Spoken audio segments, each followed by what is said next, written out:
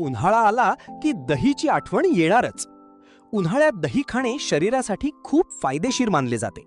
जसे शरीर थंड ठेवते, दही शरीरातील उष्णता कमी करून गारवा देते, पचन सुधारते, दह्यातील चांगले बॅक्टेरिया प्रोबायोटिक्स पचनक्रिया सुधारतात, डिहायड्रेशन पासून संरक्षण, ताक किंवा दही खाल्ल्याने शरीरात पाण्याची कमतरता कमी होते, ऊर्जा मिळते, उन्हाळ्यात थकवा आणि अशक्तपणा कमी करण्यास मदत होते, हाडे मजबूत राहतात.